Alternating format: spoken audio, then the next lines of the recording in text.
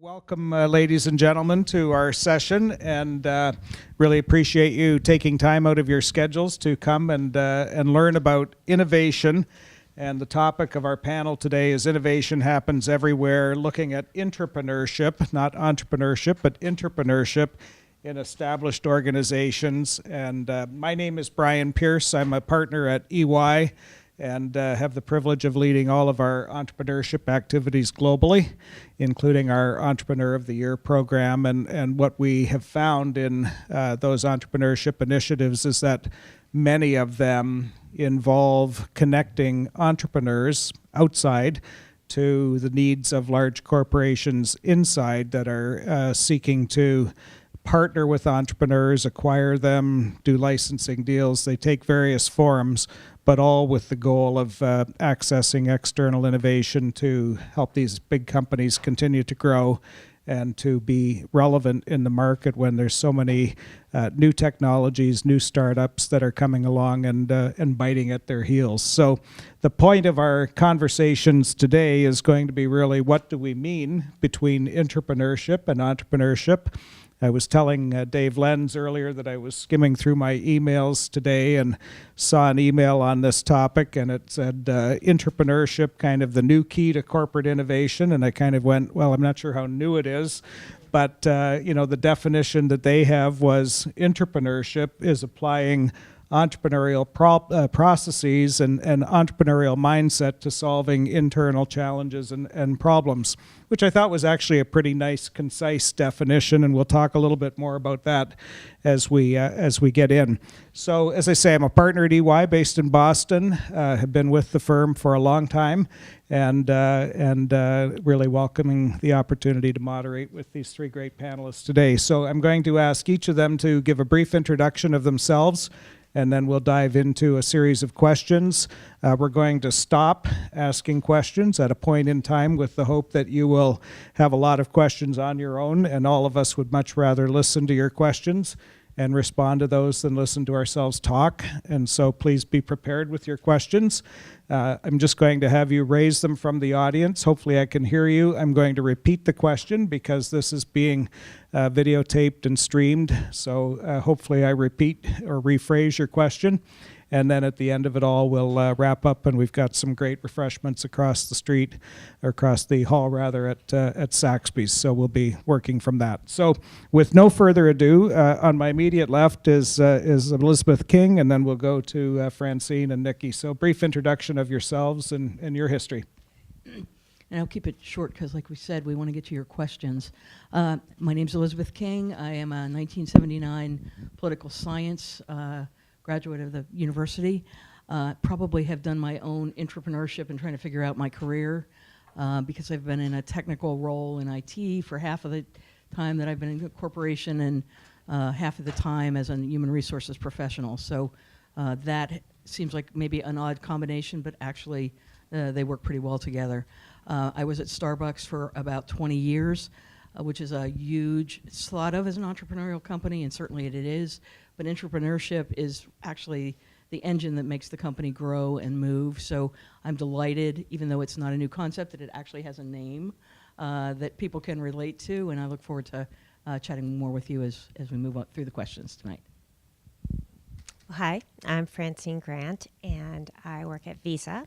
I am happy to share my background on how I wound up in a payments company, but long story short, I have an engineering degree here from Penn State from like 100 years ago, and my role now is I lead our innovation practice for our what we call innovation activations at our sponsored events. So these are the sort of marquee events that we do. We're sponsors for the NFL, for FIFA, and for the Olympics. And so what we try to do there, what my role is to bring new ways to pay to these events and be able to share those, get feedback, try to bring the rest of the company along on, getting out of our day-to-day and getting on to the next big thing. So happy to chat with you guys.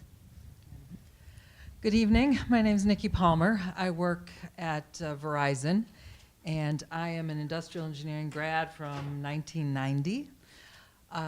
It's good to be back at Penn State. And my role in Verizon, which had different predecessor companies, has really always been in the engineering the operations, the technology, the planning, the architecture, or something related to product and development. And for a long time, I ran the wireless network as the Chief Network Officer. I now have a new role where I get to assume that the network is just built and not actually build it. And I am now in charge of all technology and product development for Verizon. Looking forward to the conversation. Great. Well, thank you. And if you're missing the obvious synergies here, you can buy your Verizon phone using your Visa card and then use it at Starbucks. So, this has been carefully knit together.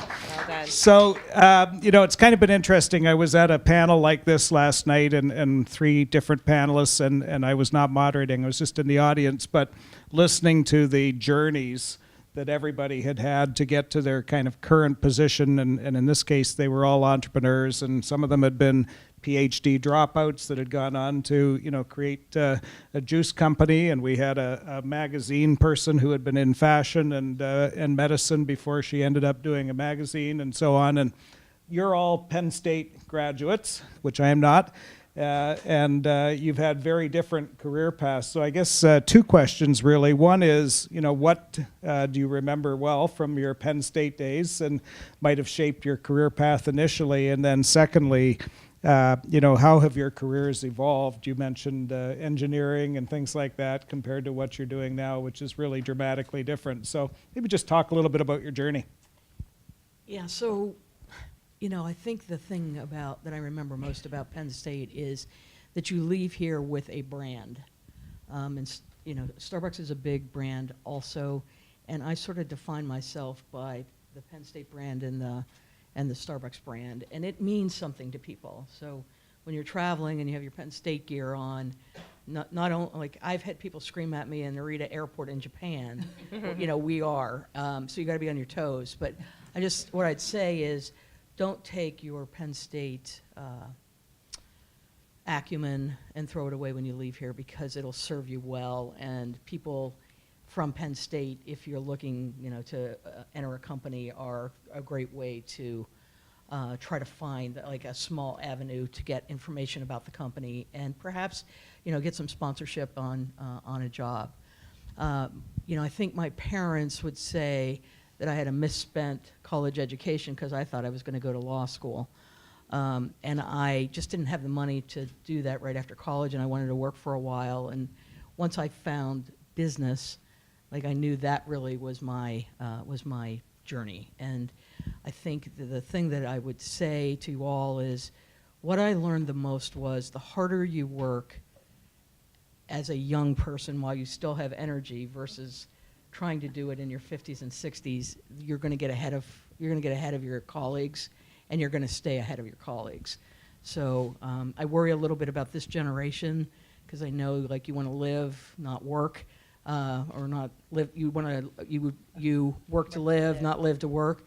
But I will tell you, if you have any aspirations for jobs like we have, the sooner that you really knuckle down and go after it, it will pay a dividend, and at some point, you don't have to work quite as hard. But I would say those are probably the 2 most important things I could say to you tonight. And taking some chances then. I was a 20-year IT person, had the opportunity at Starbucks to move into HR. I sort of thought about it over the weekend.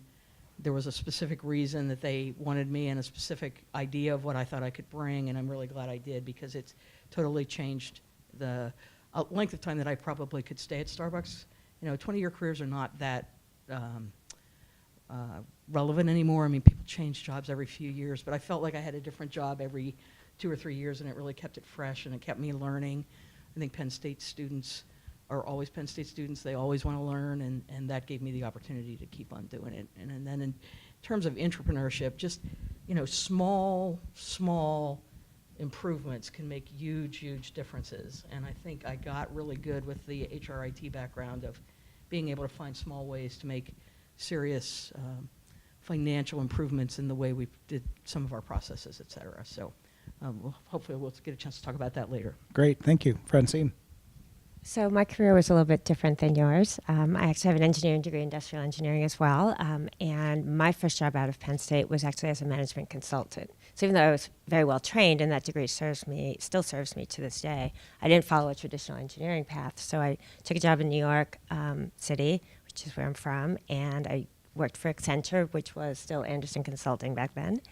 And I had an opportunity to kind of go on these different projects. I actually found myself in a lot of financial services projects, even though I think I was hired into their like manufacturing practice, but I was in New York and I was always on these financial services projects. And so I thought a lot about what I wanted to do and where I wanted to kind of go with my engineering degree. And I actually, instead of going back and getting a master's, which is what I really wanted to do, I wanted to go into biotech engineering, I decided instead to go back and get my MBA. And I did that. At that point, I moved to California, and life happens, right? So I moved to California, I had kids, I had a family, and I went back to the Haas School of Business at Berkeley and got my MBA while I was raising a family. And at the same time, I worked, or right before that, and then when I first started getting my MBA, I worked at Lucasfilm, which was an entertainment company, which is completely, again, unrelated. So I think I moved around a lot, and I really tried to find different things that I found interesting in.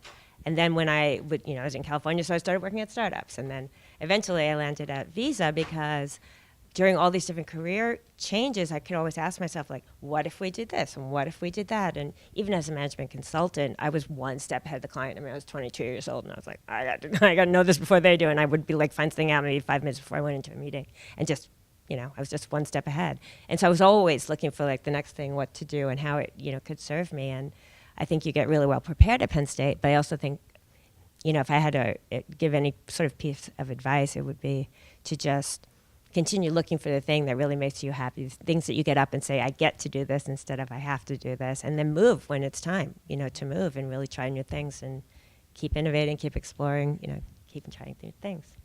That's good advice. So I'm going to start by answering your first question, which was, what do you remember about your time here at Penn State and some pivotal moments? And I will tell you, being back on campus, I want to recount a bit of my freshman year for some of you out there.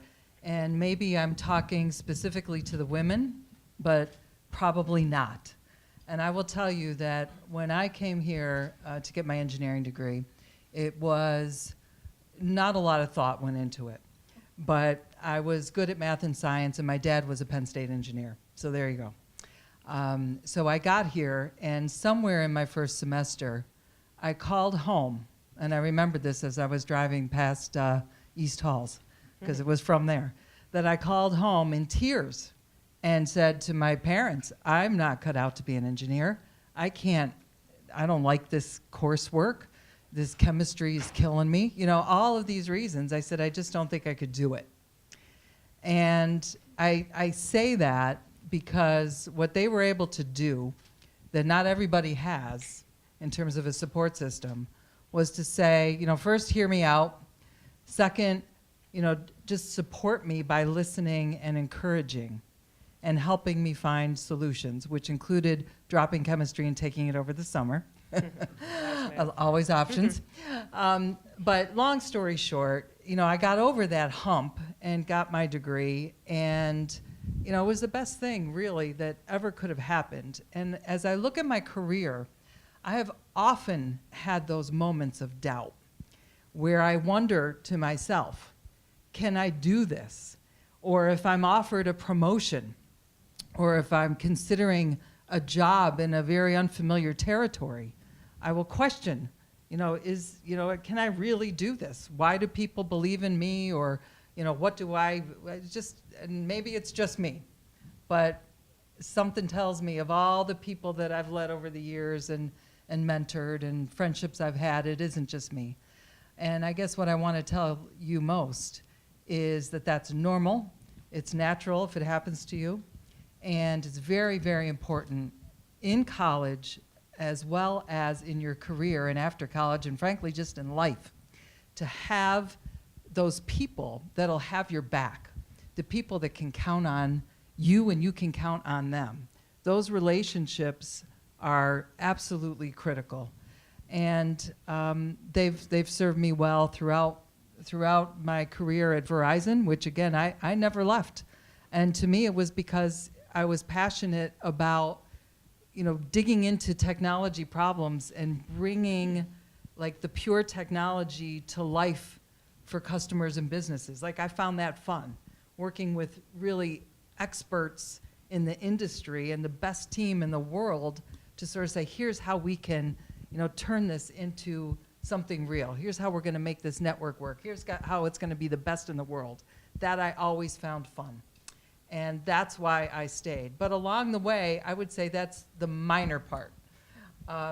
It's what kept me there because it was intellectually challenging, but you will have bumps along the way.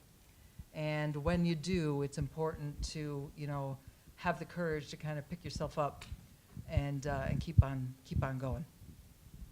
Great advice. Thank you. I've been with EY for 38 years in 3 countries and a whole bunch of different jobs. So I would just echo, the comments of not stressing about where you're headed. Whatever your first stop is not going to be your last stop. So don't stress about it. Find something that you're passionate about and interested in, and then do your best at it. But if you join the right organization, you're going to have lots of opportunity within that organization, as I have had. But you're also going to have, increasingly in the model of, working for a lot of different organizations, as some of our other panelists have done, and certainly many of your peers are doing, as they join out there. So what I learned from this is that, and also that both Elizabeth and Francine remembered nothing about their experience at Penn State, which tells me they had a great experience at Penn State. So, all right, just kidding. So let's move on to the topic of the panel, and we use the terms entrepreneurship and intrapreneurship, like everybody knows exactly what we mean by them, but I think it's probably worth spending a minute or two to define them, and maybe we'll start at the other end here with Nikki. Sure. Honestly, I'll let someone else do the real definition. To me, it doesn't matter that much. To me, it's about a spirit. And I think we'll talk maybe a little more about innovating within, the confines as well as the vast resources of a large company, which is its own thing. But the spirit of entrepreneurship, when I think done well in large companies, aka intrapreneurship, is the thing that keeps them relevant. I mean, if you think about what large companies are good at, operational efficiency and scale. Really trying to deliver, at least in Verizon's case, having a brand that represents quality and reliability and being the best. So everything that we do, every product we offer, we strive to improve, live up to and improve that brand. So how does that fit into, solving the next problem, or thinking out of the box when you are, supporting over 100 million customers on your network? It can be tough. So to me, it's not any one organization or one person that owns innovation. In fact, it's got to be culture, especially in a large company. You have to be I've found over the years, I believe you have to be very vocal about it and intentional to give people the space to be innovative, because it's far too easy just to squash it. In fact, if you're not deliberate about it, that is exactly what will happen. So, allowing people to have those ideas, but not just the idea, but give them the space and time outside of their normal responsibilities to actually do something about it with some resource. That requires some programmatic thinking, that requires, a lot. But I think the kiss of death, frankly, is to say we do innovation over here. Because unless you have the whole organization trying to think about what are the pain points for your customers, large and small, how do you use crowdsource data to see what's really out there in addition to your employee body? How do you figure out these questions? A large company will very easily become irrelevant if they're not always thinking about those things. And I can go on, but I'll leave some time for others. But there's a lot of ways to do that, both inside the company as well as with launch boxes like I know we have here at Penn State. I visited one today, very impressive. We have our own sort of version of innovation centers and labs, but you've got to be connected with small companies, with unique thinkers, influencers, as well as your own employees and customers in a different kind of way. There's just no other way to do it today. So you see a combination of both intrapreneurship, helping this culture inside for people to innovate, but also having an openness to accept external innovation. Yes, it's M&A. I mean, I'll tell you, I'm going to Israel in a few weeks because they have outstanding tech innovation. So I'll take a small contingent and we'll go over and we'll meet with a bunch of smaller companies that are very focused on solving some problems that we are also interested in solving, that maybe we won't solve ourselves, but we can see the technology. So that's just one way. So going out, finding where innovation is happening and being a part of those communities, as well as inviting those communities in, whether it's in a lab or an incubator or accelerator of sorts. And then, of course, you've got to have just, I believe, your employee body who believes it's their job to do things differently and to innovate. You know, sometimes we think innovation is just, you know, oh, that next great idea that then becomes a multi-million-dollar product. Innovation is taking a process, as our industrial engineers know, taking a process and, you know, making that process different. And changing it can provide agility and efficiency, and that is innovative. So that's part of what I think. Great. Francine, what about Visa? So I think Visa is a classic example of a company that probably was super innovative when they super innovative when they actually came out with a credit card, you know, whatever that was 60 years ago, right? That didn't exist, so that was super innovative. And then became not innovative at all as a result, because, you know, everything just moved along beautifully, and our competition was to get, and still is to a certain extent, to get cash and check to go away. And, you know, we weren't competing with MasterCard or anybody else like that. But about 4 or 5 years ago, we, you know, started seeing there were, you know, the PayPals of the world and the Venmos of the world, and there was finally some management that really recognized that, you know, we needed to think about innovation in a different way. So I wouldn't call us entrepreneurial at all, but we did the classic, let's start the innovation center, let's, you know, bring some people in. But we were bringing our own clients in, really, and we would collaborate together, but we weren't really seeing a lot of things outside of our, you know, sort of circle of friends. And since then, fast forward, and I can tell you about what I did as part of that, but fast forward to about now, we don't have an innovation team anymore. We have a product team, and our product team, you know, our products used to be things like credit processing or debit processing, but now they've sort of embraced things like mobile payments or the Internet of Things or other things like that. And we've lost this innovation center, but I have to tell you, the innovation center was sort of the catalyst, because people weren't doing anything, and then all of a sudden you were the cool kids on the innovation team, or else you were like left out, and that wasn't good either. But then when they started, you know, kind of incorporating some of the things that we learned as being part of an innovation team, it really focused on that sort of entrepreneurial sense. So we still have a long way to go, but we now have, for any of you that are interested, we have these Visa Everywhere Initiative competitions, which is really finding startups and, you know, giving them a challenge and having these competitions where they win money, but they also win time, you know, with our engineers and on our platform. And then we also have a new venture practice, and we have a fintech practice. Yeah. So rather than trying to just, maybe fintechs are competitors of ours, maybe not, but we do know that all the ideas are not going to come from us. And so rather than trying to, oh, this platform is doing money this way, or how is that going to affect us, or is it going to take away from us, we're partnering with them. And that was a hugely new deal. But even to do that, you have to have the right infrastructure. And Visa was a network. Then those lines were laid. I'm sure you have the same thing with Verizon, right? And oh my God, you got to put it on the cloud. You got to start letting people tap into the network. This is a crisis. So, you know, it's you know, it takes time. But I think that it's important to have people in the company who can, you know, push that along. You guys had great points, and I'm going to try to just do a little different so we're not saying the same thing. I think it's really interesting that the same week the very last Blockbuster video store closed, Starbucks opened its 30,000th store.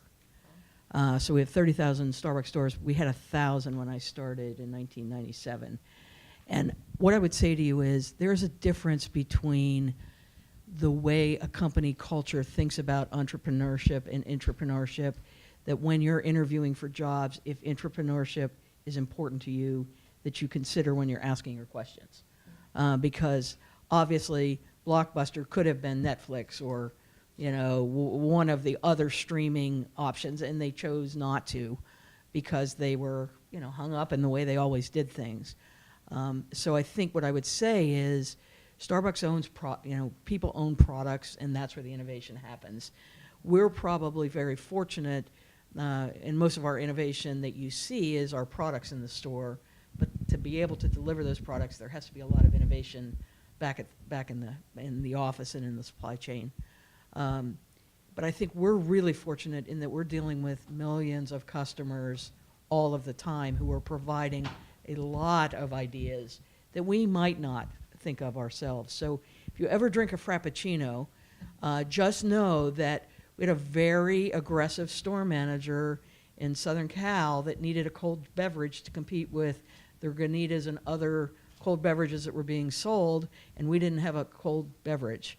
And that platform is over $1 billion each year. When I first joined Starbucks, their whole revenue stream is only $880 million.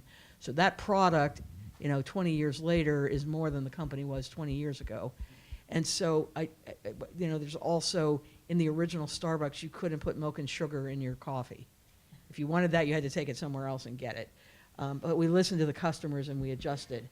So if you think about like going in and getting coffee and you have no condiments, that's what the original Starbucks was. And where we've come is really trying to understand constantly what our customers want. And that is the greatest way to innovate, I think, in an organization. If you have, like we do, customer-facing stuff.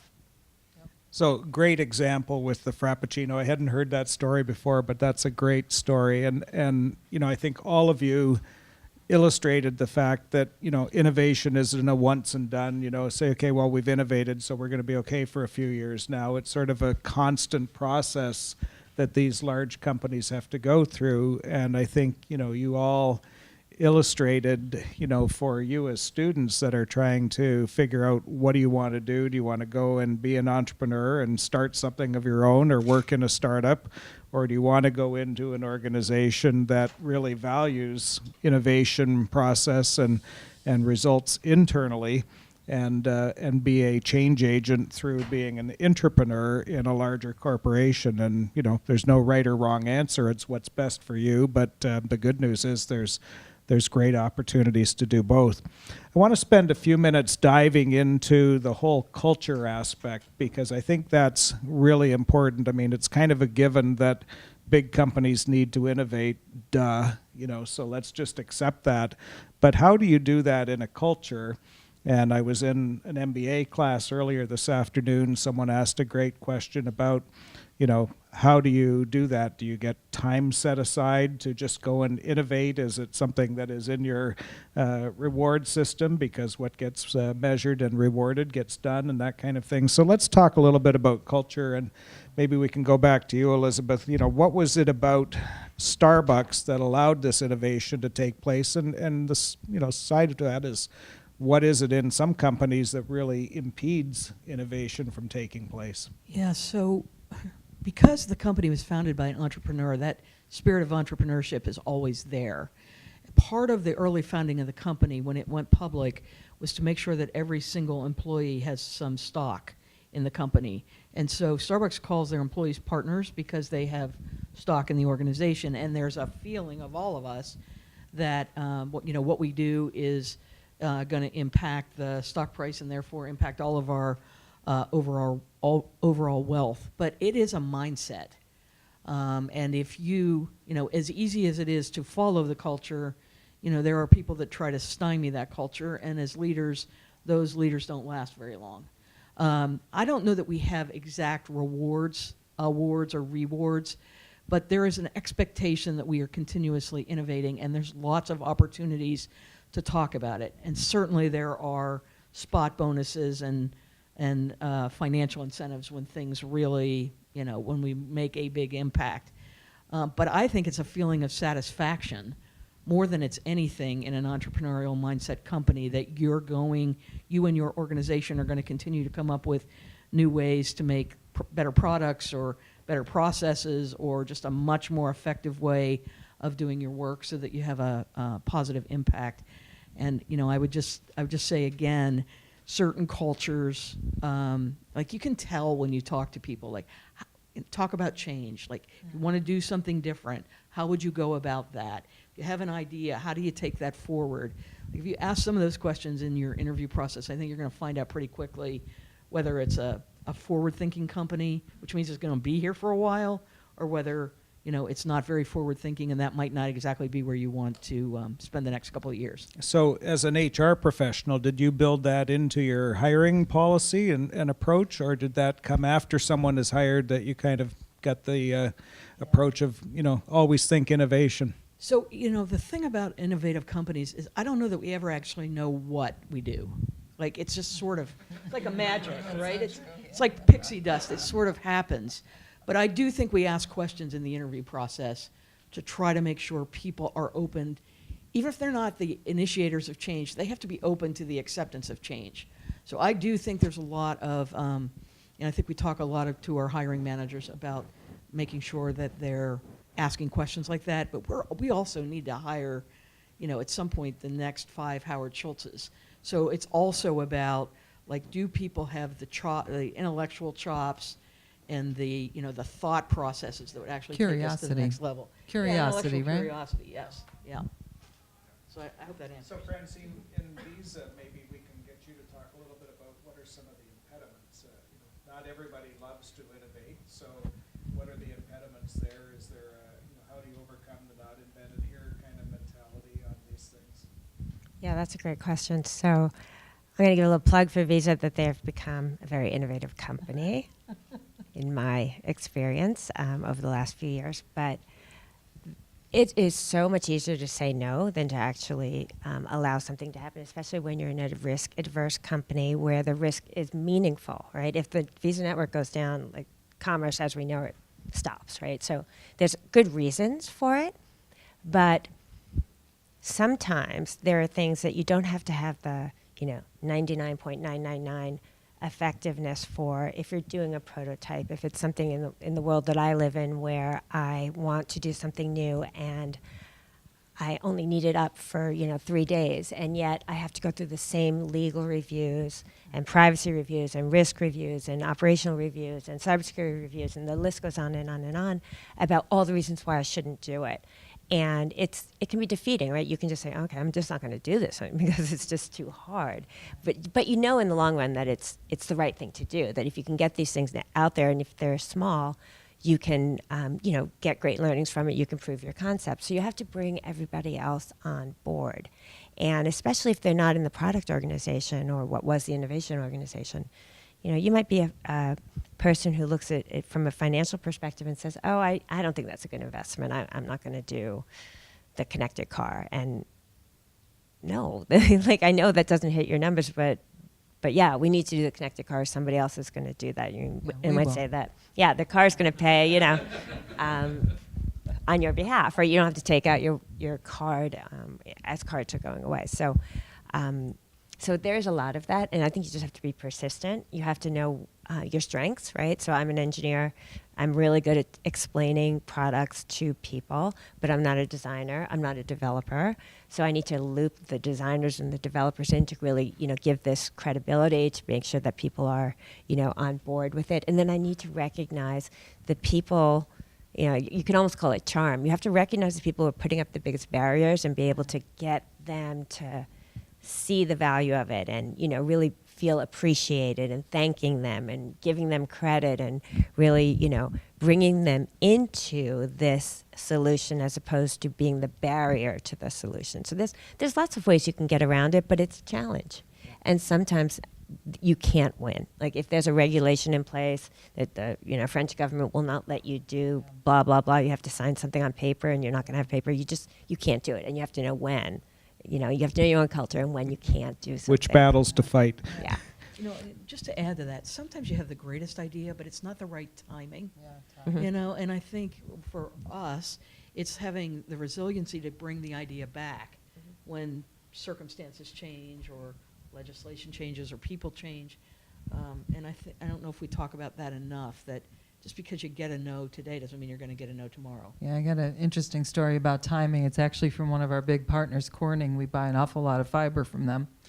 And the glass that's on most of your smartphones, a lot of it's from Corning. The recipe for that glass was developed and not even patented because it was thought to be such a valuable secret recipe. It was sort of put in a vault like 20 years ago, only to come out much, much later when the time was right. So some of these inventions really are a matter of timing and certainly a matter of luck. And I would only add to the discussion that, coming into a company like Verizon with a heritage of being a regulated business, I heard a little bit of that from you, and that is not very innovative usually. And I will say in the past, I don't know that was our culture to be very innovative. I remember my first year or two working for Bell Atlantic out of university here, and I was like, what is this? Like, they want to change the culture. Like, why do they need to change? How come they don't just act like this? And you may see some of that when you go into big companies. Thankfully, a lot of that has changed where I work, or I don't think I would have lasted there for sure, because it was demanded that we change. And, now innovation has just got to be a part of what we do. We don't put it in performance agreements, not that I've seen. But the last point I want to make on this is that I think innovation, I don't know if this is right or wrong, but I've been thinking about it a lot lately, is really it's a leadership issue. Because there's not many students that come into their first job and don't have new ideas or don't have some thoughts on what can be improved. I remember in the past we would hire a computer science, industrial electrical engineer, and they'd come in and they say, well, there's a better way to do this, and they would just script it. And we'd be like, oh no, IT does that. You can't. Well, why in the world would we tell someone that they can't fix a problem with skills that's exactly why we hired them? So, again, that hopefully is in our past, but I think leaders have got to be the ones that set the parameters and the safe zones and the encouragement and the highlighting of failures. I mean, these are not easy things to do as a leader, but some leaders will do it, and they get results when, it creates a culture where there is a freedom, and people, aren't concerned every day that they're going to lose their job or that, they're going to be beat down for something, for failing. I mean, it really is the leaders that need to set that tone. So, you made the point about when you interview with companies, large or small, you should be able to get a feel for that from the people that you're interviewing with, I would think.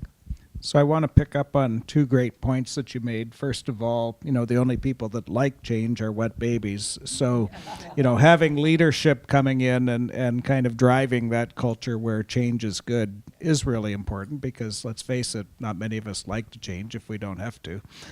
In some ways, when I moved to the Caribbean to work down there for 7 years, somebody said, if you ever want to understand working in the West Indies, you've got to read Herman Wouk's book, The Carnival. And in The Carnival, there's a great line that says you have to understand that it's not that the average West Indian is opposed to change, they just don't see much need for it. And that sort of guided me for the next 7 years of working down there, and it was, largely true. But the question I have for you is, when is it okay to fail at Verizon? That's a great question. I would say from experience that we're tolerant of failures. We prefer that they be small, that they happen fast, that they don't carry a lot of capital investment along with them. Listen, we're a company, we invest almost $18 billion a year creating the best network. So it's not a matter of investment or heft or scale. But with that money, you can make some pretty big mistakes. So in running the network, if we made some bad calls and, invested billions in something that didn't turn out to be so great, that might not, it might be career limiting. Yeah, it just might be. Luckily, you have in corporations like this, it's usually not one person that's going to be making multi-billion-dollar decisions. There are some systems of checks and balances. So when you go down, you all go down. But there is big decisions, and then there's smaller ones. I would say, most recently, without, again, we're trying to think of this as a highlight and not think of it as a bad thing. We just had a new tech innovation, which we're very excited about, and we brought it in front of a number of business leaders, and they just didn't see it. So you know what? I reward the people that came up with this, that worked hard on it, and we're going to take that, and maybe the time's not right, and we're going to move on. So, I think some people could say that's a failure, and we were tolerant of that failure. I don't even look at it as a failure. I think it's just one in a series of tech innovations that we need to keep bringing up, and a few will hit, and many will not, and that's okay. So I think there's some tolerance there. Do you have a difference in the way you treat something that's kind of at the core of the business, keep the network running 24/7 versus at the edge with for sure. new products? Listen, our brand is built on the quality and reliability of our network. Yeah. And, so we're not going to play around too much with things that would affect that. Now, that doesn't mean that we aren't always looking for the next tech innovation that's going to make that network even better, and that's going to make it run even more efficiently. And we do that. We do it all the time. Mm-hmm. But we test the heck out of it, and we make sure that it is reliable and can perform at scale before we introduce it, across a broad range. The way that networks are moving now, where they're virtualized, they're in the cloud's pushing to the edge. We have 5G technology in the RAN, and by the way, we launched today. Big news, first in the world, 5G mobility with consumer smartphones. So really excited about that. But that, in a way, that's innovation. Yes, it's the next generation of technology, but you don't get that kind of innovation if you just sit back and wait for the standards bodies to come up with a 5G standard and then make sure that the chipset providers, the infrastructure providers, the smartphone manufacturers all start to develop. No, you got to work that. Yeah. And to me, that is innovation, and that's part of why we develop these technology forums, to get everybody on the same page so that we could advance the technology benefits to consumers. So there's lots of forums of innovation. Well, congratulations on the 5G launch, and that's a big day. Excited. Yes, thank you. Now we'll have even more IoT devices that can run and provide us with information we have to respond to. Massive scalability, super low latency, and throughput beyond your wildest dreams. So there it is in three things. There you go. See the rest on the news. Francine, what is it about startups that makes them so attractive and so able to, innovate quickly when big companies have lots of people, lots of money, lots of equipment, but they don't always do it as fast as startups? There's so many answers to that. I'll give you some of the quick answers. So from a startup perspective, they really have nothing to lose, right? They have to move nimbly. They have a limited amount of money. They have a limited amount of people. They're invested in the success of the company, and they have to be nimble. And usually they're bigger risk takers, right? So they will take on more risk, and then again, you'll fail quickly. When you work at a big company, the numbers are bigger for sure, but also the culture is different. So, for me to take a risk on the network, on the Visa network, is unacceptable. It's not going to happen. It's never going to happen. We're never going to risk that network. It's just not going to happen. And I don't care how many times if you tell them that, hey, I'll give you a great example. So if you think about Venmo, I could have turned blue in the face saying that, we should be able to pay people. People should be able to pay people. I go in the blue in the face right now saying someone on Venmo should be able to pay someone on Square Cash without having to download this different app. It's never going to happen, right? Because the risk of introducing, some sort of connection to the network, it's just not going to be there. But the risk of that is, of course, everyone's going to move to Venmo, and then, you're not going to have Visa transactions. So the company knows it, but yet they're a little bit too risk averse to actually change it. And I think when you're in a startup, you're going to have to win or lose, right? You don't have a chance to like, well, it'll be fine. I got another 10 years of transaction processing before I really worry about anything. So it changes for it. So it's not only the legacy systems that need to be protected in a big company or the core business. Well, that too, of course. That has to be protected, but also it's just a fear of, is this the right time to change? Is this really going to be the future or And not? those are the toughest calls. Yeah. Yeah. I mean, we face very similar things. I think many businesses do. It's not, you can go through history and see how many businesses have failed because new technology or some shift in the landscape has caused a total eclipse of what they did. In most cases, they weren't blind to it. They knew it was there, but it's a matter of when do you make that shift? When do you risk cannibalizing your base? It's a very, those are big, gut check moments. Right. And, good leaders will look them in the face and, try to make the right decision, which isn't always, I just got to protect the base. I got to protect the base. I got to protect the quarterly earnings and my bonus because I'm going to retire in 3 years. I mean, that is some But in of practice, some that of it. happens. Yeah. The innovator's dilemma. Yeah, right. Yep. So I have one more question, and then I'd like to open it up to the audience. And I do have a few secret questions that I'll ask if we have a pause, but I really would like to get engagement with the audience going here. So I'll pose this last one to Elizabeth, and that is really if you had to do it all over again as a student. God forbid that we do. But if you had to do it all over again, what would you give to these students? What would you do? Would you go into a big company? Would you go into a startup or found your own company? Does it really matter? I don't think it matters. I think and we've talked about this, I think it's like what floats your boat. Like what really makes you want to get up in the morning and go do whatever. I was not, I grew up in Bellefonte. I mean, coming to Penn State was a risk, right? So there was no way I was prepared emotionally, monetarily, or any other way to try my own thing. But I picked companies that got me really comfortable that I could be an innovator in my space. And that worked really well for me. So I think it's really following your own passion. And I feel like I want to just tag onto this. The problem with big companies versus startups is we all have some level of regulation. Most startups don't pay any attention to that, which is really unfair. It's unfair because they work much more, I think, freely, but it's also the engine that keeps America running. So it's unfair to the big companies, but it's what makes America great. So even though I don't like it, I do like it. But in terms of you all, I think you'll know the kind of thing you want to do. I think Penn State does prepare you for that. And I knew for myself, I needed to go into a big company and learn big company skills, and that has served me really well in my career. Excellent.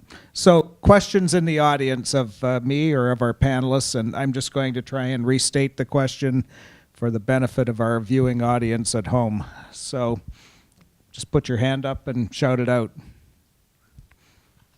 Yes, over here. Yes, so I have a question regarding Verizon. Is this about your bill? I work for T-Mobile, so. My question is it true that Verizon's trying to shift to also providing content? And if so, how is that going to challenge certain, like, the current cable and ISP sort of like system things that we have in place right now? So the question is, will a mobile provider like Verizon move into the content world, and how will that compete with the cable companies and other content providers? So thank you for the question, T-Mobile. So listen, our strategy is pretty clear, and it's based on network superiority. You don't get the best 5G network without having the best 4G network, which is why we've been fortifying it and building it, et cetera, and now being first in the world to launch 5G. All that being said, there has long been a discussion about how much do a traditional carrier need content and what rides over those networks. We've had some content plays. We have a Verizon Media Group, which does have some content assets. But as opposed to some of our competitors who have made very large bets and large acquisitions in the content space, long form, short form, et cetera, we are not making those acquisitions. So what you see us doing is leveraging our network and moving with 5G to provide a broadband service with over-the-top type of content partnerships, like Apple TV, right? And that's how we plan to compete, yes, with cable. And frankly, there's a lot of underserved, either not served or underserved places in the United States. And we are, someone's saying right here, Penn State, in Pennsylvania, certainly. And it is our plan to use the power of the network to provide that, with different types of content partnerships. That's our strategy right now. Great. Thank you for the question. Yes, sir, up at the back. Hi, so I have a great respect for the company you work for, and I appreciate the big companies and the innovations they brought, the technology they brought for the people. But my question is, for startups, do you think when they make some product that's innovation on the existing product by the big companies, do you think they face more threats from people trying to copy that, or either from big companies seeing that as a threat? Because I just recently heard, I read a story about how voicemail was first invented in the 1970s, but AT&T killed the product and delayed the invention for about 20 years. So the question. 15 years, I think. Okay, so the question was, do large companies view innovation by early stage companies as a threat, or I guess an opportunity for embedding that? I'll take a stab, and listen, it's a complicated marketplace. I would not say that we view startups as threats. In fact, if we did, we wouldn't try to be in so much, contact with them. Frankly, some startups are best for a company like Verizon's interest if purchased by one of our infrastructure providers. So, an outcome may be that a new technology or an innovation gets purchased, and then it then becomes part of, a standards-based ecosystem or an improvement that comes along. I mean, listen, I think there are stories like the ones you mentioned. I believe that in a company like ours, we are not there. We are looking for what customers want, what can make our networks and products and services better, what can solve their pain points, whether a consumer or a business. And we know we can't do it alone. We're going to do it with our partners. We're going to do it with small companies. We're going to do it in a very different way than just one big monolith that doesn't work anymore. So I might just go to Francine on your question as well, because you mentioned Venmo, which I believe is owned by PayPal, and you have your own version of that inside of Visa with, or not? We have Square Cash, which You is have actually Square owned by Cash. Square, but we're an Okay. investor in Square. So Okay. I'm going to echo though what you said. So I think at one point maybe people saw the pie and it was a fixed pie, and you had to, take that share of the pie, or somebody else would have that share of the pie. But certainly in the time that I've been at Visa, and I've worked there for 8 years now, there was a recognition first when we launched our innovation center, and now that we've closed our innovation, well, we still have our centers, but we've closed our innovation team. We've moved away from everything has to be Visa to this whole idea about partnerships. Yeah. It started about around 2014 when we first launched the centers. It's one of the things we did was we partnered with Apple actually for Apple Pay back when they thought they could do it themselves, and maybe they can now, but at the time, they were like, hey, we want to do payments, and we were like, okay, sure, take 3 years and we'll get you. And they're like, there's the internet, and we said, okay, well, we'll change it. But we realized that we didn't have to have Apple Pay versus Visa; it could be a partnership. And so now, fast forward 5 years later, we have a strategic partnership team, we have a fintech team, we have a venture team, and we also have the Visa Everywhere initiative, which is really a competition to use Visa's APIs to develop, payment solutions that are in partnership with what we're doing. So I think that maybe was the case, and I'm sure it still is the case in many cases, but in our case, it hasn't been my experience at all. And Seattle's sort of the hotbed of startups, right? So what I would say is there's a lot of serial entrepreneurs that take a little niche that one of us big companies need, that don't have the ability to develop, and they'll develop and sell.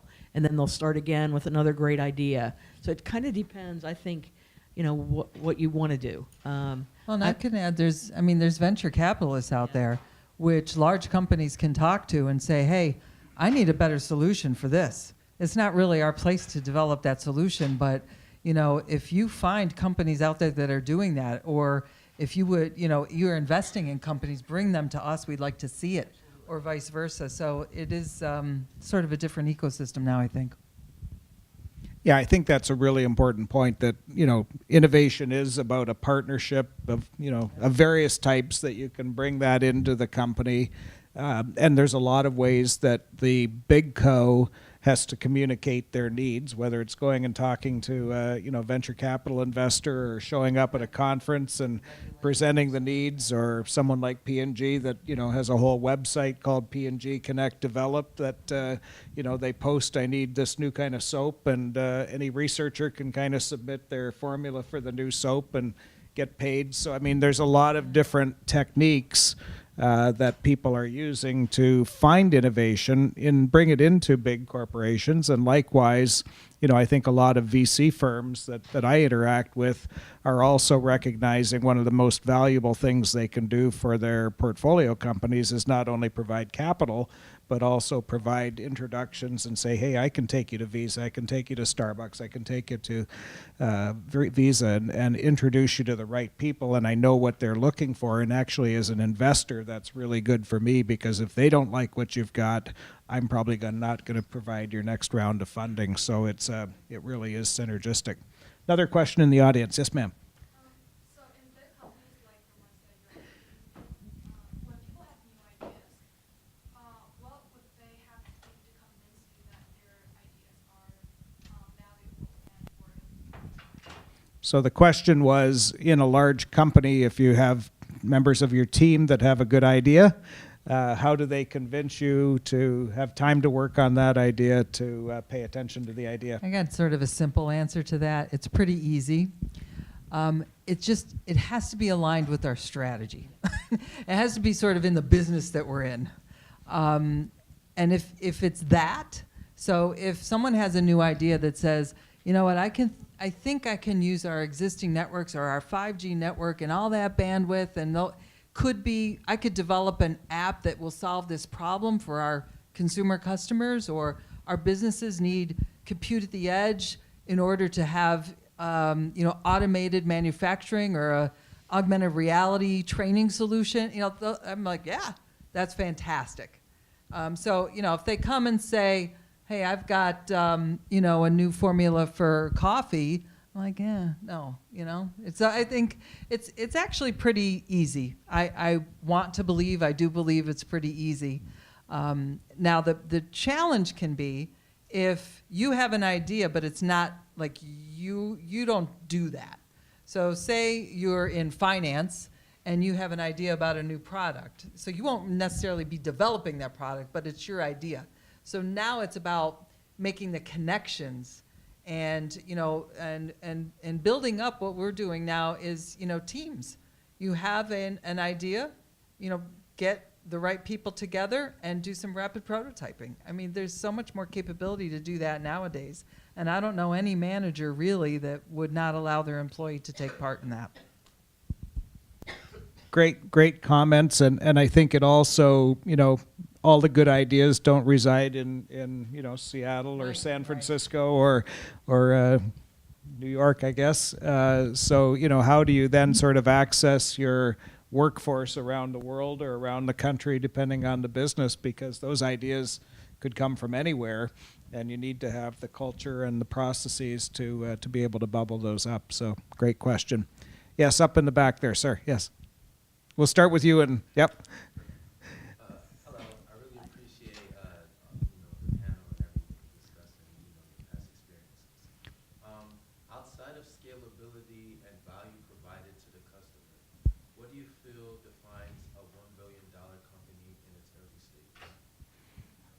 So that's an interesting question. So do you mean, so the question was, how do you define a billion-dollar company in terms of $1 billion. value proposition? How do you build to a billion? Is that the question?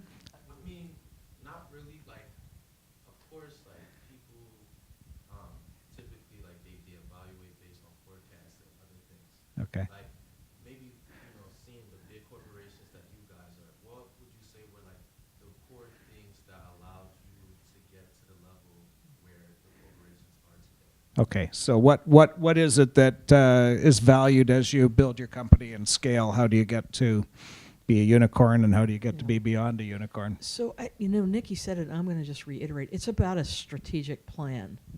When I joined Starbucks, our strategic plan was to get to 2,000 stores.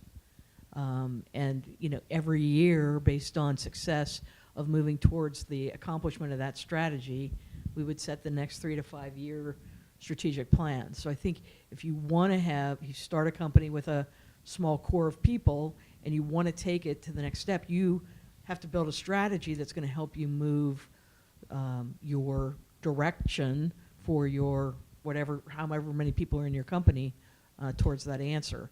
But none of this stuff happens like in one small step. There's hundreds and thousands probably of decisions that get you from $100,000 company to a $500,000 company and so on. And I hate to keep coming back to culture, but it is a lot about what is the culture of your company. Is it growth? Yeah. Is it value? Is it a product? Is it many products? Like, that's the strategy. I just want to underscore passion for a second because, I remember a product manager that I worked with many years ago back when there weren't a lot of data products on smartphones. There was BlackBerries and, the internet access in a 2G world was, it was text messaging basically. And this guy just had such passion around the next, like he saw the future. And he wasn't alone, but he was the most vocal. And what he was able to do was sell. And entrepreneurs have to do that for sure all the time, but you have to do it in big companies too. You need to have a supportive culture, but you still need to have the passion. You still need to be able to convince people that your idea is good, because at some point, as much as we could do some of the rapid prototyping and small scale incubation, at some point you're going to talk about commercialization, you're going to talk about capital investment, and it's going to get real. And when it gets real, that's when the other people start coming out of the woodwork, right? And that's when you really have to believe and push and advocate. Of course, have your facts straight, right? I mean, you need to, be honest about what you believe, but then not be afraid. I do see people get, if they're a weak need about that, it's too easy to get overrun. If you think something is good, as a product manager or anyone, you've got to push. And if that's not your personality, that maybe isn't the right job. Yeah, Nikki, I think that's a great point. I mean, and as students here at the school, understanding that you're always selling. You're selling yourself. You're selling your ideas. You might be selling a product at some point, but you're always selling. And so, as you hone skills, that's a really important one to hone. I just want to go back to you, Elizabeth, for a minute, because even though you're retired from Starbucks, you still say we a lot. Yep. So of those 30,000 units that you have, how many of those are outside of the U.S. today? Probably, give or take. Yeah, I would say probably 20,000 of them Are outside so of the U.S. two-thirds outside of the U.S. Yeah. So this is another key, aspect of innovation is how do you take a concept like Starbucks and take it internationally, into different cultures. And I'm good friends with Michael Wu, who took the franchise in Asia. And so I understand sort of, how successful that's been for him. But it's not easy to transport some of these concepts and take them internationally. Yeah, and I think we probably started with, you had to have like the exact same situation in Asia that you had in the United States, and we learned from that. And we have food products specifically, and some drinks, that are much more oriented towards that population. And in the early days, we weren't very flexible about that. The we is a tell. Since you mentioned that, the we is a tell about the culture. When somebody's talking about their company, if they're saying we, or they're saying, the T-Mobile organization or the Verizon organization, that's a big tell. People who are saying we, like they feel they are integral into the organization. So I think like how you listen in the interview, I think is just a good way of knowing whether it is a collaborative. We haven't used that word collaborative. I think we've talked about it, but we haven't said it. Collaborative organization where everybody's trying to move the needle in the same way from different viewpoints or not. So I'm glad you. It's a great point. Yes, sir, in the white shirt there. I'm Ryan. I'm a corporate innovation and entrepreneurship student here. Thanks for coming. So my question is, you guys are all part of organizations that employ hundreds, if not thousands of people. So in managerial positions like you, have you found that the sheer size of your organization impedes on you making innovations within your company because it might take too long to make the innovation across the entire company, or it might damage short-term sales or something like that? So the question is, in big organizations, multiple thousand people, and in all of us, I guess, how has that, culture, the sand in the gears, does that slow us down from an innovation standpoint, or how do we manage that? You want to? Yeah, I would just say it can if you let it. And just back to leadership. It is very easy for those things to happen, especially when you said hundreds of thousands. How about hundreds of thousands? I mean, that's kind of the amount of employees that we're talking about here sometimes. And some of them are, field engineers. Some of them are retail store managers. I mean, they're, all across the gamut, international as well. So doing something one way and doing it quickly is an obvious challenge. And to that end, as much as I have a personal bias towards a, less formal, more agile way of working, there is a place for certain types of bureaucracy. Bureaucracy is not the bad word, bureaucracy, but as the way that provides known structures and ways to affect change. So, whether it's a Lean Six Sigma program, whether it's a program, that transforms how you work, there has to be, I believe, in large corporations, an understanding of who does what and how stuff gets done, or else you get mired in this, I don't know, it's their issue, their problem, their responsibility, oh, that's my responsibility. So there needs to be, some of that. But again, to me, it really is based in the culture. And if you have a culture of trust, a culture of, I am going to assume no ill intent, I am going to assume we're all on the same page and the strategy is clear and we're rowing in the same direction. I mean, at Verizon, we have a credo. And some may think it's a little corny, but I tell you, most people in the hundreds of thousands of people that work for us think it's a great thing because it has stood the test of time.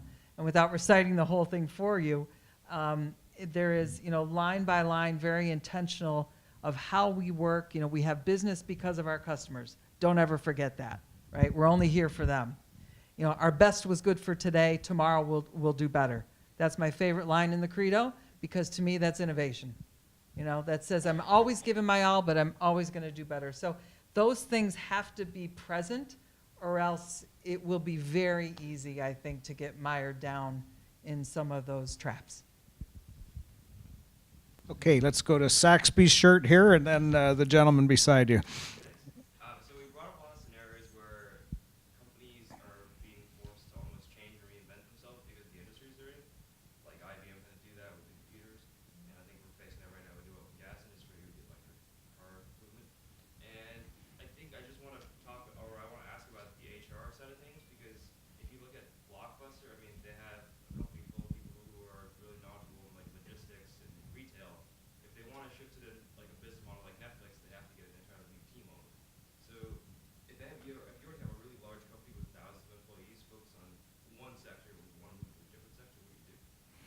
So the question, just to quickly restate it, is if you are in a legacy business and you need to move to a newer business, how do you deal with the legacy people that you have there who may not have the skills to go into the new business? So I'll go to our resident HR specialist here. Thanks, pal. I'll give you $1 later.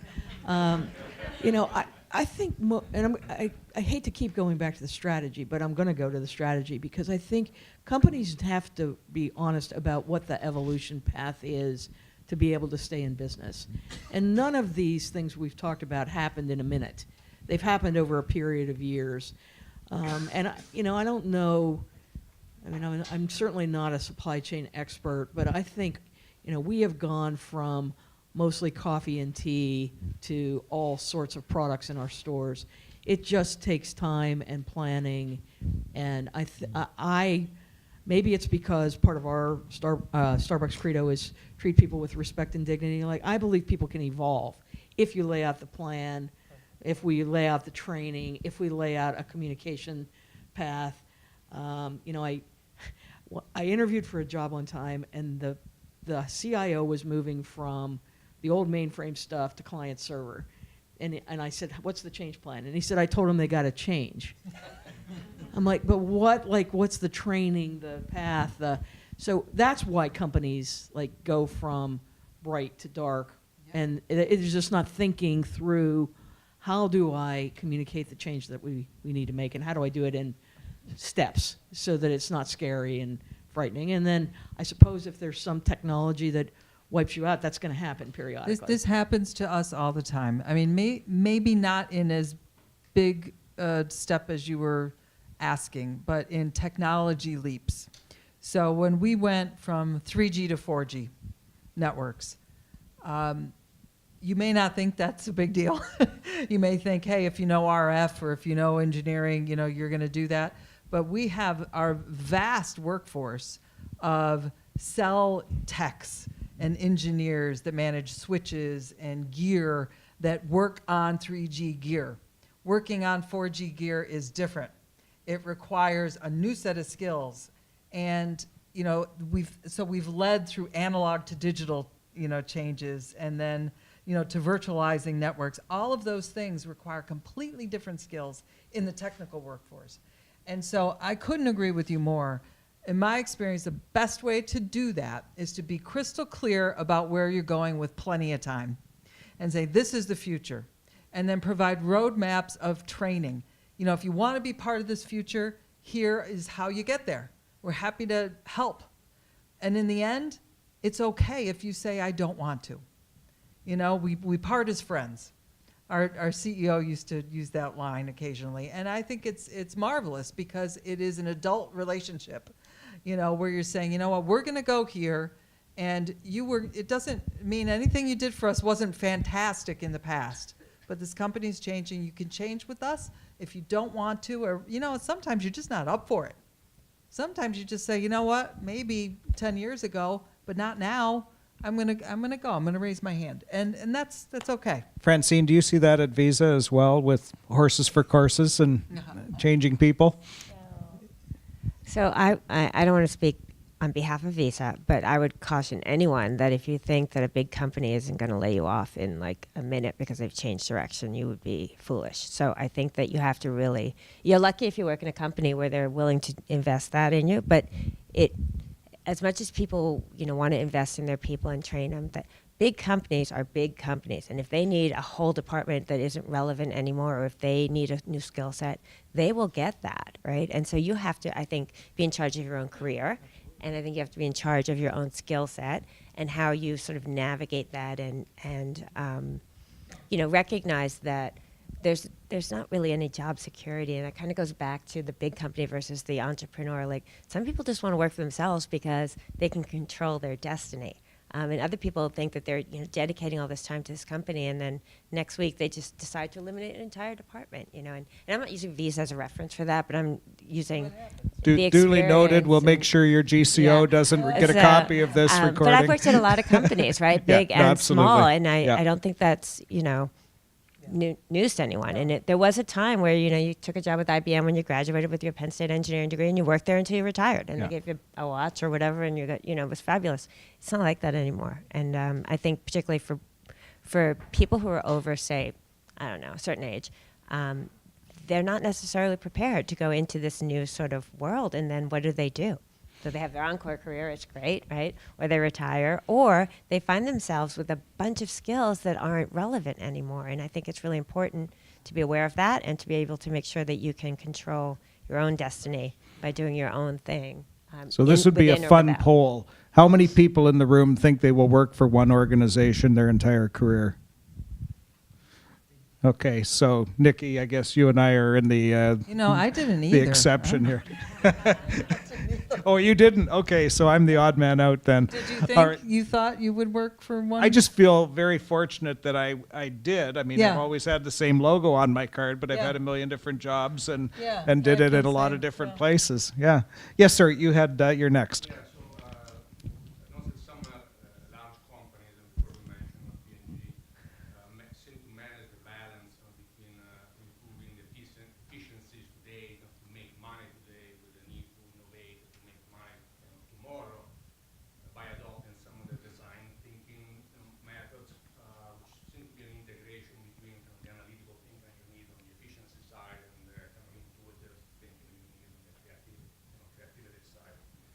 Do you have any experience with that? And if so, what is your opinion about this design method? So I guess the question is, do you deploy design thinking in your innovation processes?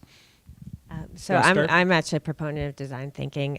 Of course, my career is in innovation, so I consistently ask the what if question. But when you ask the what if question and you're trying to say, well, what if we, I'll make this up. What if we could pay with our, sunglasses and just by, whatever, switching it from dark to light, right? You had some sort of polarized, so you were in a store and you're paying, right? Like I could ask that question all day, but what problem am I solving, right? Probably none. But it might be a cool way to do something, right? So if you step back and do design thinking and you kind of really sit there and say, not only just what if, but you reframe the problem. So what's the problem there? You can't pay because, I don't know, people lose their sunglasses all the time, and so you want to come up with something else. You need to reframe it. And so the example I gave this morning actually about design thinking was an elevator story. You may have heard this. If you haven't, I'm happy to share it with you. But it was really about slow elevators, and everyone kept trying to figure out how much money they would invest to make these elevators faster. They were going to lose their tenants. And the design thinking story, which happened to be a Penn State student who came up with this, said, you know what? The problem isn't that the elevators are too slow. The problem is that people are bored. And so he put in mirrors, which cost like $500. And now if you look around at elevator banks, they're covered in mirrors because people would look at themselves and they didn't realize how long the elevator was taking. So I think, personally, that there's a place for that, right? And then you should be using design thinking processes. You should be looking at problems and reframing them to a way that actually is meaningful. But you can't lose sight of the analytics, right? You need somebody who can actually turn that design process into something that's actually analyzed, quantitative, measurable, and usable. I think So- you did some interesting things at the Olympics and the World Cup and so on with athlete payments and so Oh on. yeah, we did lots of fun things, but Yeah. that kind of gets back to scale, right? So I have the opportunity to do things for a limited time and kind of do some really cool cool new way to pay.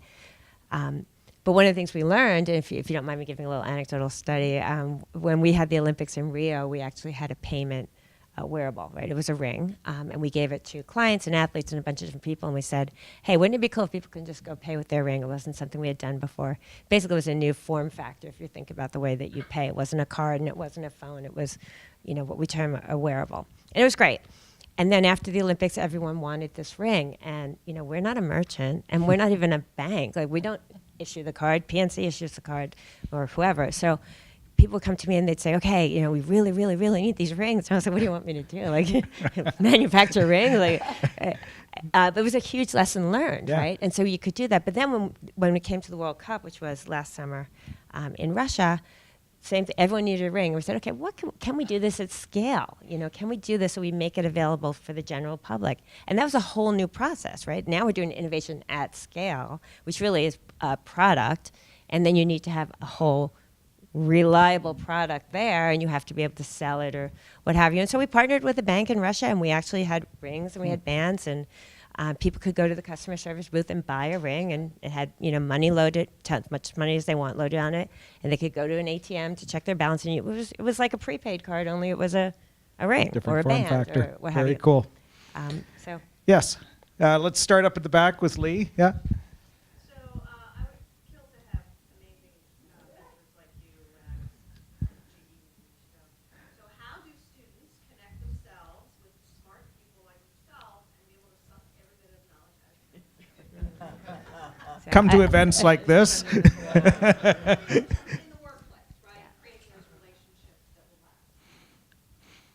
I mean, I think a big part of it is, you know, find a mentor or mentors at the organizations that you end up working for.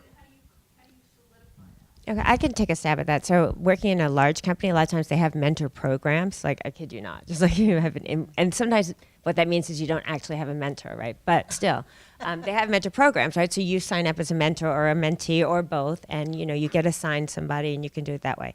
And that might be an opportunity, but I think you also have to find a champion, and you're not going to find your champion through a mentor program. So you need to actually kind of put yourself out there a little bit, which is uncomfortable, but you know, hey, you know, I listened to you speak at this event.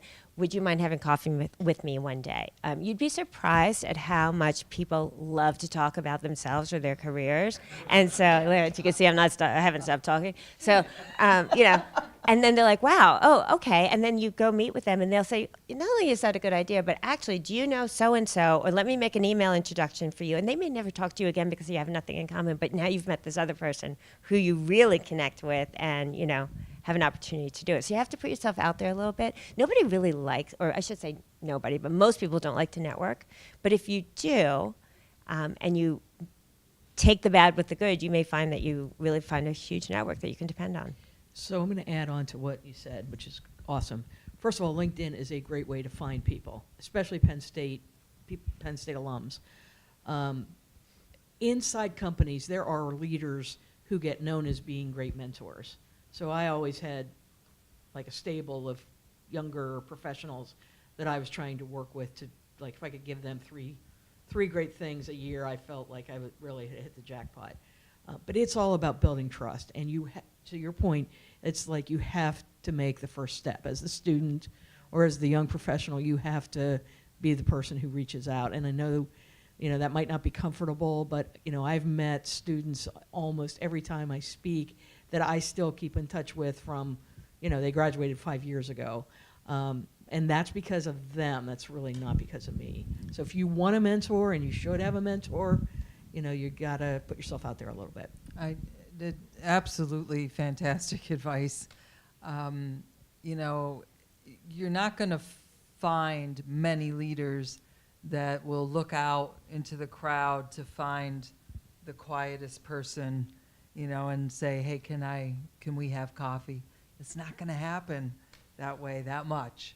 So, you know, really, I can't tell you how many, you know, I think the most important part of my job is the personnel part of my job. It's helping my team, it's setting direction, it's mentoring, it's all of that. And you know, if you're not spending half your time, I believe, as a leader doing that, you're probably not really doing your job to the extent that you could, because the multiplier effect is absolutely amazing. So don't be afraid, go out there. I mean, I'm easy that way, I think. You know, people say, hey, you know, I saw this, I saw that. You wanna have coffee, or can I have 15 minutes of your time? Of course. I don't think I ever say no. And then there's a lot of people that are like me. So don't be afraid to ask. And the other thing is, what mentors are afraid of sometimes is a big, long commitment without a connection. So to the extent that you can test that out and see how it works, see if there's chemistry, see if you want a long-term relationship. You know, speaking to college students, you probably are in the middle of all that. You know how that will work or not work, but it's okay to have, you know, you have coffee, you make a connection, you get some advice, we learn something as well, and then you move on. Like, it's totally fine. You know, it doesn't have to be a long-term relationship. It may evolve to be, and that'd be great, but it doesn't have to be. I think that's a great point. I mean, most people that are at our levels are more than happy to do it, but I really agree you have to respond to somebody reaching out to you. You're not going to go out in the crowd and find it. And I think programs are helpful, but not great, to be honest. So reach out to people that you look at, you admire, you say, I'd like to be doing what they're doing 3 years, 5 years, 10 years from now, and then figure out how they did it. And see what they do that you like. Yeah. Like, if you were to come to someone and say, I saw you do this, and I love the way you presented, or I love the way you explain technology in very simple terms. I'd like to learn how to do that. Could you help me with that? Boom. I mean, you're in. I mean, just, you know, whatever it is that you see, you admire, you want to get better at, very purposeful discussion, I think, works. I'm going to take 2 more questions, and then I think we're out of time. So let me go to the 2 gentlemen in the center at the back there, and then we'll break. First off, thank you guys very much for taking time out of your day to give us valuable insight. I kind of seeking to get some advice, more or less a question. I've noticed that time is money, and time management is something that I wish I could be better at. And in your positions, positive time management has to be exceptional. So could you possibly offer whatever you can offer on how to get better at it, manage better, or just anything around it? Okay, so the question was, I'm not sure any of us have the answer, but the question was, you know, how do you get better at managing your time in a time-starved world? So. Let me frame it a little bit better. So from, I see myself as a hopefully eventually entrepreneur, so maybe towards that direction. Yeah, and I think there's an element of life balance in there too that's important. So I think it depends on the person, right? I happen to be a procrastinator, right? So the less work I have to do, the longer it takes me to get it done. But when I'm super busy, or the more time I have something to do, the longer it takes me to get started. And then when I get started, I think, oh God, if I'd only done this 3 months ago, I would have been so far ahead. So I think you have to know what your strengths and weaknesses are, and then you have to adjust it. So since I know I'm a procrastinator, I know that the busier I am, the easier it is for me to manage my time, as opposed to having extra time and just fitting it in.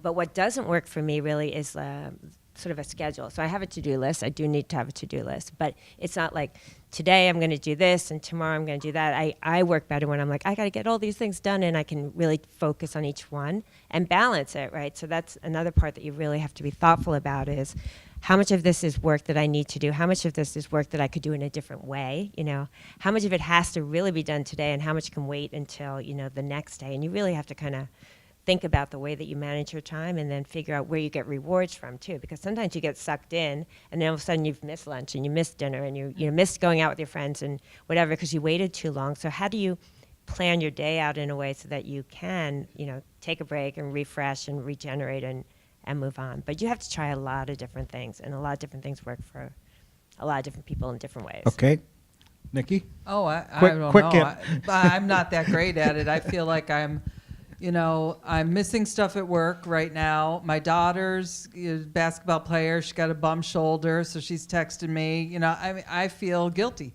And I think, you know, that'll happen to you. It probably happens now. It'll happen more as life gets more complicated.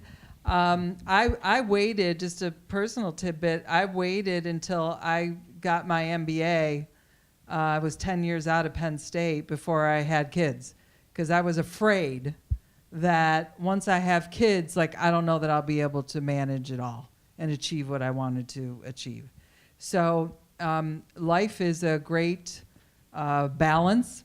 I guess the only advice I can give you is don't beat yourself up, that, you know, you're doing the best you can. Keep trying little things to get better, and, you know, play the long game, which to me means there will be days like today where I get to enjoy doing something like this with you all, and I'm not with my kids or my husband, and I'm not doing work or acting with my community.